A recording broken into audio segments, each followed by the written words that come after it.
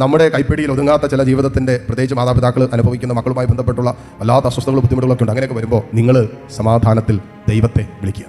നിങ്ങൾ കടന്ന് തലകുത്തി മറിഞ്ഞും തലകുത്തി നിന്നും നിങ്ങൾ നെഞ്ചത്തടിച്ചും ചിലരുടെ അപ്പോൾ പിള്ളേരുടെ മുമ്പിൽ വെച്ചാൽ ചങ്കത്തടിക്കുന്ന പിള്ളേർ അടിച്ചോ കാരണം അവരുടെ ചങ്കത്തല്ല അടിക്കും, തലയുടെ ചങ്കത്തല്ല അടിച്ചോ ഇച്ചിരി പഴയ ശബ്ദമൊന്നും വരുന്നില്ല, ബേസ് ഇച്ചിരി കുറവാണല്ലോ. പല മാതാപിതാക്കൾക്കും പറ്റുന്ന ഒരു അപകടകരമായ അവസ്ഥയാണത്. മക്കളുടെ ജീവിതവുമായി നിങ്ങളെ വൈകാരിക മനുഷ്യനെ നിങ്ങളുടെ മനസ്സിനെ വല്ലാതെ തകർക്കുന്ന അനുഭവങ്ങൾ ഉണ്ടാകുമ്പോൾ ആ സാഹചര്യങ്ങളിൽ നിങ്ങൾ കർത്താവിൽ സമാധാനം കണ്ടെത്തിയില്ല എങ്കിൽ വിദൂര ഭാവിയിൽ അവരിൽ തിന്മ പ്രവർത്തിക്കുന്നത് പോലെ നിങ്ങളിലും തിന്മ പ്രവർത്തിക്കാൻ തുടങ്ങും. ആകുലതയുടെയും നിരാശയുടെയും അമിത ദുഃഖത്തിൻ്റെ ഒക്കെ തിന്മ നിങ്ങളെ ഭരിക്കാൻ തുടങ്ങും. പിന്നീട് നിങ്ങൾ മാരക രോഗികളായിട്ട് മാറും. അപ്പോൾ ചിലപ്പോൾ അവൾ അവസാനം നിങ്ങളുടെ പ്രാർത്ഥന കണ്ണുനീരുകൊണ്ട് ചിലപ്പോൾ അവൾ ചിലപ്പോൾ മാനസാന്തരപ്പെട്ടെന്ന് വിചാരിക്കും, അവരുടെ ലൈഫിൽ കർത്താവ് ഇടപെട്ടെന്ന് വിചാരിക്കും. അപ്പോൾ നിങ്ങളോ ഇനിയിപ്പോൾ നിങ്ങൾക്ക് വേണ്ടി ആര് പ്രാർത്ഥിക്കും? ഇവർ പ്രാർത്ഥിക്കുക നിങ്ങൾ നോക്കണ്ട കേട്ടോ.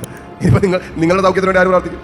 അതുകൊണ്ട് ഈ ഒരു ആത്മീയ വിവേകം നമ്മൾ സൂക്ഷിക്കേണ്ടതുണ്ട്. പ്രത്യേകിച്ച് മാതാപിതാക്കളോട് ഞാനത് പറയാനുള്ള കാരണം ഒത്തിരി മാതാപിതാക്കളും മക്കളെ ഓർത്ത് രാവും പകലും കണ്ണുനീര് കുടിക്കുന്ന മാതാപിതാക്കളുണ്ട്.